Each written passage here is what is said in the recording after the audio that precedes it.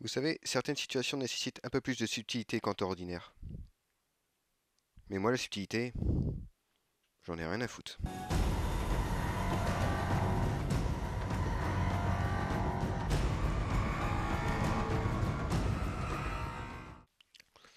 Bien, donc on s'attaque à la review du monstre. Avant de commencer, je tiens à préciser une chose, ça fait 3 fois que je recommence, parce que le soleil arrête pas d'être caché par des nuages et la luminosité n'est jamais la même. Donc si vous voyez la luminosité changer pendant la vidéo, c'est normal, je n'y peux rien, je ne n'influe pas sur le temps. Donc cette review va être assez courte, plus courte qu'en temps ordinaire, parce que ce n'est pas une vraie réplique, hein, ça va aller très vite d'en faire le tour. On va commencer par la matière. Alors, toutes les parties noires, ici, ici et les petites lanières ici, sont en métal. Par contre, tout ce qui est censé être en bois sur le modèle original, donc ici et les poignées, sont en ABS. La fosse ogive est également en ABS. Je dirais même c'est plus du vieux plastique tout pourri que de l'ABS. De base, elle a un côté très brillant qui fait très très jouer. Donc là, je l'ai repeinte pour enlever un peu ce côté brillant. Mais de base, elle est vraiment, je trouve la l'ogive vraiment très moche, hein, de base. Donc un petit coup de peinture, ça règle le problème. Tout ça pour un poids de 3 kilos, donc ça reste correct, c'est pas très très lourd. Surtout que ça se met sur l'épaule, donc vous allez porter ça plutôt facilement. De base, la réplique vient démonter totalement, donc elle est en 4 parties. Cette réplique, c'est ni plus ni moins qu'un gros Lego, hein. C'est tous en briques. D'ailleurs, il y a une pièce que je n'ai pas mis, que je regrette parce que je l'ai perdu maintenant, qui est un anneau qui se met ici ou ici, je ne sais plus, afin de mettre une sangle. Ça va vous prendre 5 ou 10 minutes à assembler, c'est très très rapide. Le mode d'emploi est bien illustré, donc il n'y aura aucun souci là-dessus.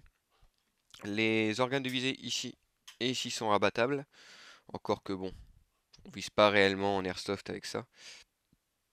Ça fonctionne avec des grenades 40 mm, parce que oui, cette réplique n'est ni plus ni moins qu'un gros lance-grenade.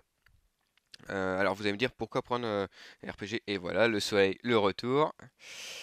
Hop, ah, c'est terrible de filmer quand il y a du soleil qui n'est pas fixe que comme ça. Alors, vous allez me dire pourquoi prendre plutôt un RPG qu'un lance-grenade? Il n'y a aucune raison en fait. Je conseillerais même plus de prendre un lance-grenade que ce RPG. Cependant, c'est... Et voilà, le soleil qui s'en va. Hop. C'est juste pour le kiff en fait. Prendre un RPG, c'est comme ceux qui prennent des AT4, ceux qui prennent...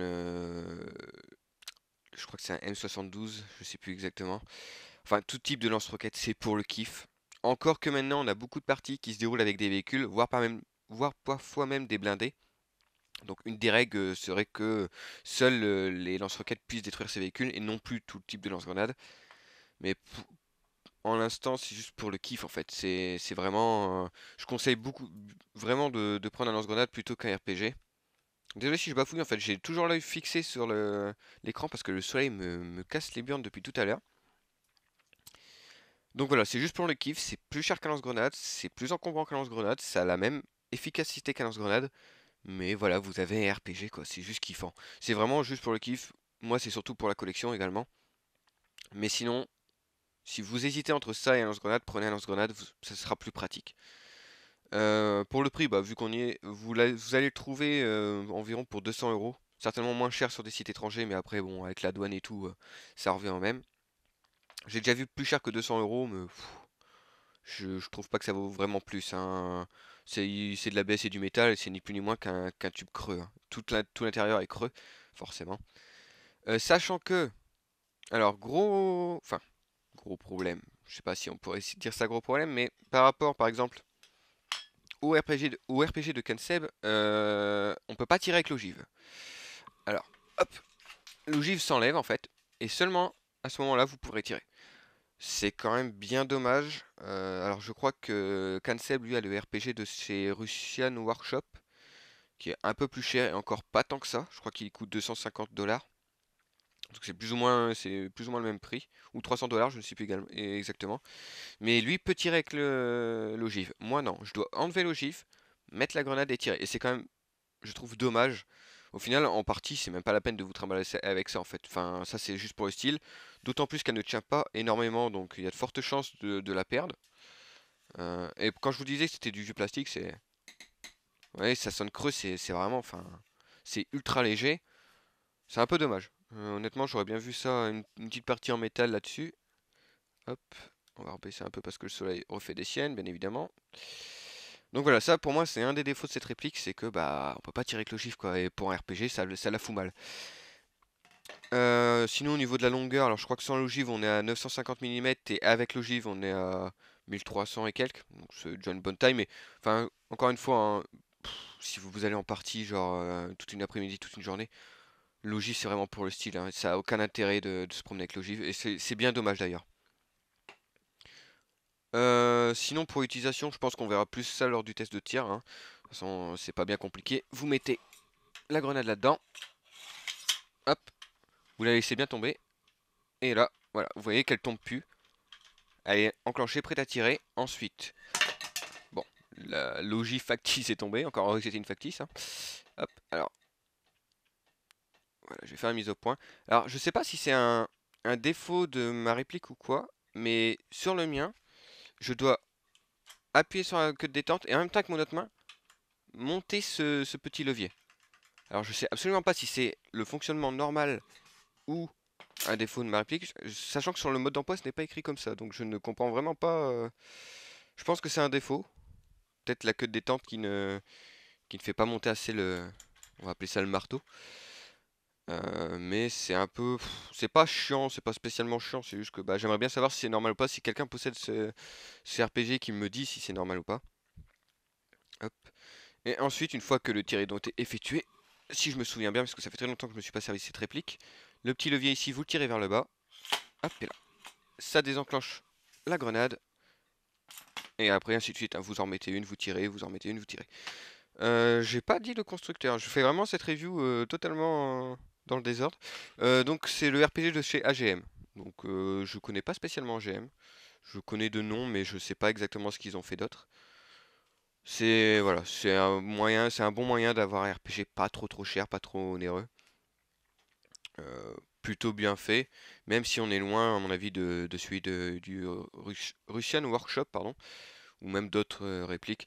Je pense que des parties bois auraient pas été de trop, ça aurait augmenté un peu le poids, mais encore que c'est relativement bien imité, honnêtement. Maintenant que je regarde de plus près, c'est relativement bien imité. Je dirais quand même que le plus gros problème, moi, c'est pas les parties ABS qui me choquent. C'est de un l'ogive plastique, hein, qui fait vraiment de base cheap. Là, ça va encore, elle a plus trop de reflets. Bon, là, vous voyez un reflet parce que la lumière donne en plein dedans, donc ça me fait mentir, mais vraiment, je regrette de pas. Je pense que j'ai gardé des photos de l'ancienne parce que l'ancienne était vraiment, mais de base, c'est dégueulasse, hein. Vraiment, c'est même moi qui suis pas forcément très compliqué. De base, la couleur de cette ogive est dégueulasse. Ça, et son deuxième gros défaut, selon moi, c'est qu'on ne peut pas tirer avec l'ogive, ce qui, encore une fois, pour un RPG, la fout très mal.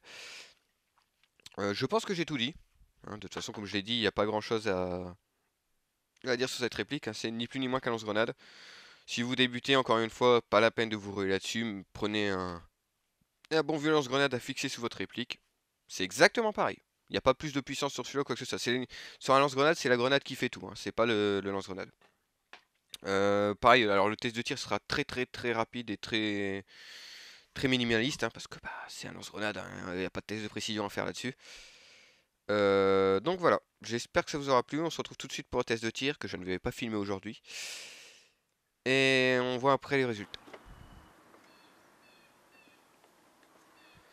Ok, donc pour le test de tir, je vais donc utiliser deux types de grenades différentes. Celle-ci est une grenade longue 120 billes de chez Eagle Force. Et celle-ci est une grenade courte de chez Eagle Force également, pouvant contenir 92 ou 96 billes. Alors, on va commencer avec celle de 96.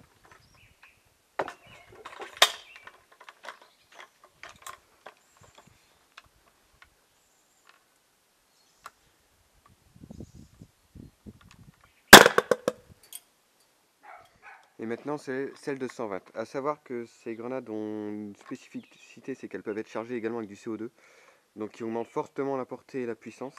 Là en l'occurrence elles sont chargées avec du green gas, enfin de l'ultra-air pardon, donc du gaz basique. Et j'utilise également de la 0,25 g, ce qui n'est pas forcément le meilleur pour un lance-grenade, mais je n'ai que ça. Forcément en utilisant de la 0,20 g vous aurez plus de portée, et en utilisant du CO2 encore plus. Cependant je déconseille l'utilisation du CO2 pour tout ce qui est CQB. Gardez l'utilisation du CO2 pour l'extérieur parce que ça frappe vraiment beaucoup plus fort. Donc c'est parti.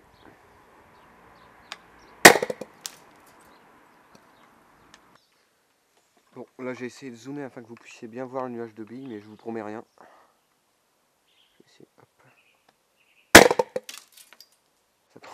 En fait, ça fait tellement un nuage de gaz que ça cache totalement le nuage de billes.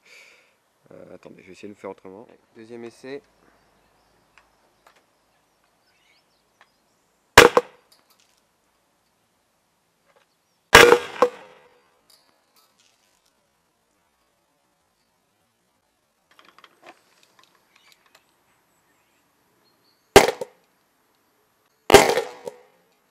Donc voilà, la review touche à sa fin.